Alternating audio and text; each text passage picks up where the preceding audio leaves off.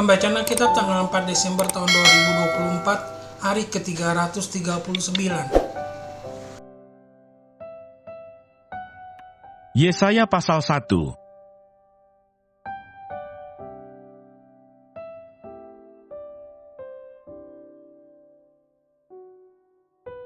Sebab itu demikianlah firman Tuhan, Tuhan semesta alam, yang maha kuat pelindung Israel. Aku akan melampiaskan dendamku kepada para lawanku, dan melakukan pembalasan kepada para musuhku. Aku akan bertindak terhadap engkau. Aku akan memurnikan perakmu dengan garam soda, dan akan menyingkirkan segala timah daripadanya. Aku akan mengembalikan para hakimmu seperti dahulu, dan para penasihatmu seperti semula.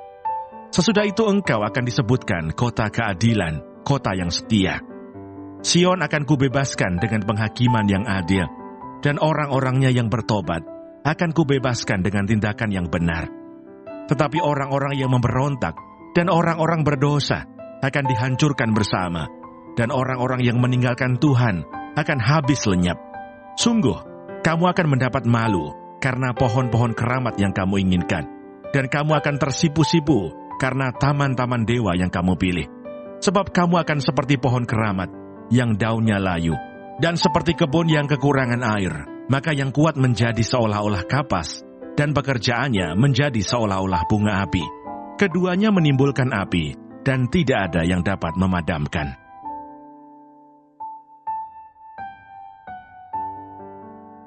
Mazmur 90.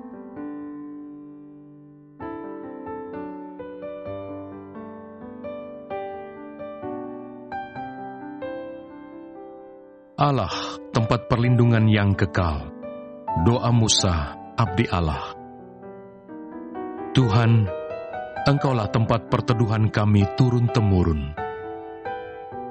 Sebelum gunung-gunung dilahirkan, dan bumi dan dunia diperanakkan, bahkan dari selama-lamanya sampai selama-lamanya, Engkaulah Allah.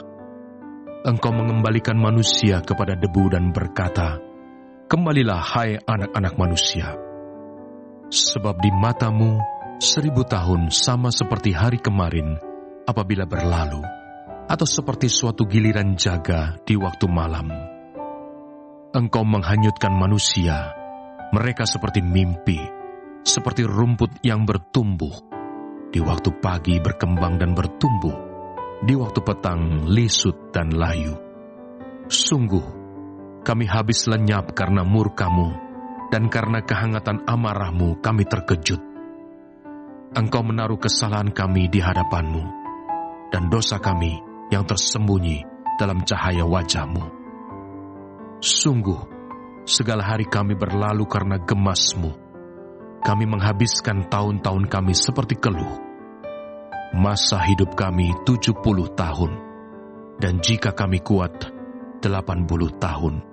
Dan kebanggaannya adalah kesukaran dan penderitaan, sebab berlalunya buru-buru dan kami melayang lenyap. Siapakah yang mengenal kekuatan murka-Mu dan takut kepada gemas-Mu? Ajarlah kami menghitung hari-hari kami sedemikian, hingga kami beroleh hati yang bijaksana. Kembalilah ya Tuhan, berapa lama lagi? Dan sayangilah hamba-hamba-Mu. Kenyangkanlah kami di waktu pagi dengan kasih setia-Mu, supaya kami bersorak-sorai dan bersukacita semasa hari-hari kami. Buatlah kami bersukacita seimbang dengan hari-hari Engkau menindas kami, seimbang dengan tahun-tahun kami mengalami celaka. Biarlah kelihatan kepada hamba-hamba-Mu perbuatan-Mu, dan semarak-Mu kepada anak-anak mereka. Kiranya kemurahan Tuhan Allah kami atas kami, dan teguhkanlah perbuatan tangan kami. Ya, perbuatan tangan kami, teguhkanlah itu.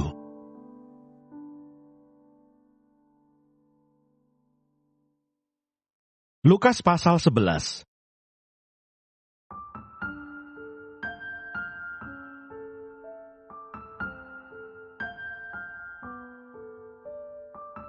Tanda Yunus. Ketika orang banyak mengerumuninya, berkatalah Yesus, "Angkatan ini adalah angkatan yang jahat. Mereka menghendaki suatu tanda, Tetapi kepada mereka tidak akan diberikan tanda selain tanda Nabi Yunus. Sebab seperti Yunus menjadi tanda untuk orang-orang Niniwe, demikian pula lah Anak Manusia akan menjadi tanda untuk angkatan ini. Pada waktu penghakiman, ratu dari selatan itu akan bangkit bersama orang dari angkatan ini, dan ia akan menghukum mereka.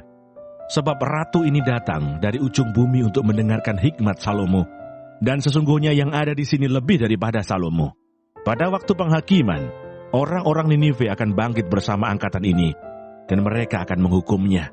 Sebab orang-orang Niniwe itu bertobat waktu mereka mendengarkan pemberitaan Yunus, dan sesungguhnya yang ada di sini lebih daripada Yunus.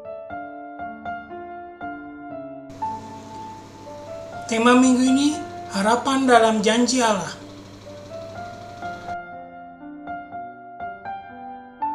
Bacaan hari ini untuk melengkapi apa yang kita baca pada hari Minggu tanggal 1 Desember tahun 2024. Penjelasan.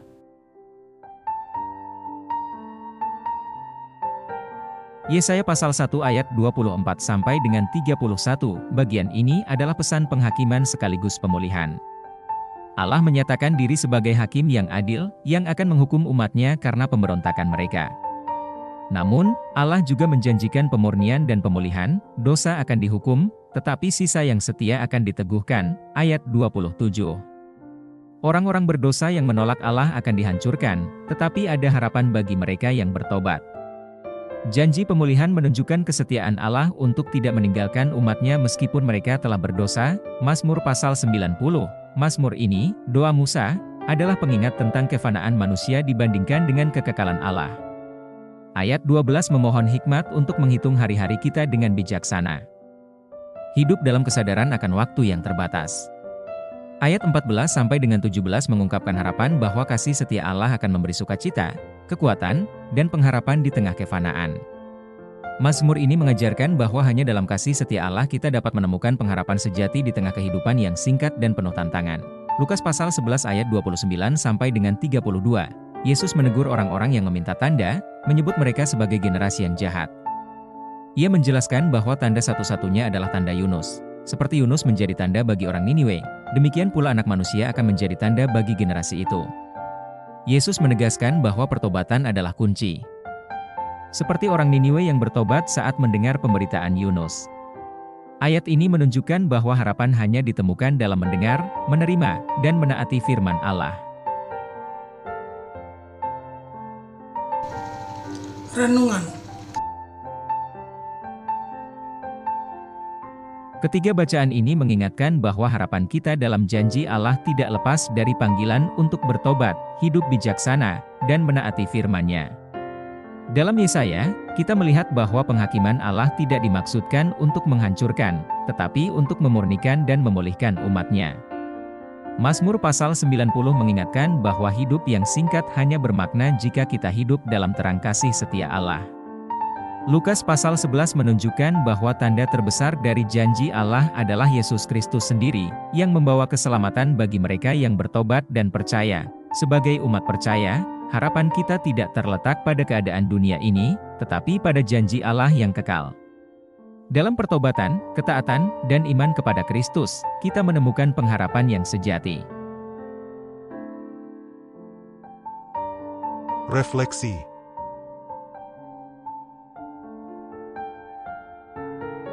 Apakah saya sungguh-sungguh bertobat dan hidup dalam ketaatan kepada firman Allah? Bagaimana saya merespons kasih setia Allah dalam kehidupan saya sehari-hari? Apakah hidup saya mencerminkan pengharapan dalam janji Allah, terutama di tengah tantangan hidup? Kesimpulan. Tema harapan dalam janji Allah mengingatkan bahwa janji Allah tidak hanya memberikan pengharapan, tetapi juga panggilan untuk hidup dalam pertobatan dan ketaatan. Dalam Yesaya, Allah menjanjikan pemurnian dan pemulihan bagi umat yang bertobat. Mazmur pasal 90 menunjukkan bahwa kasih setia Allah adalah sumber pengharapan sejati di tengah kefanaan hidup. Lukas pasal 11 menegaskan bahwa Yesus adalah tanda terbesar dari janji Allah, dan hanya dalam Dia kita menemukan keselamatan dan pemulihan. Sebagai umat Allah, mari kita hidup dengan iman dan ketaatan yang teguh, berharap pada janji-janji Allah yang kekal. Kasih setianya adalah jangkar yang memampukan kita untuk menghadapi kehidupan dengan sukacita dan keberanian, sambil terus menantikan pemulihan penuh di dalam Kristus.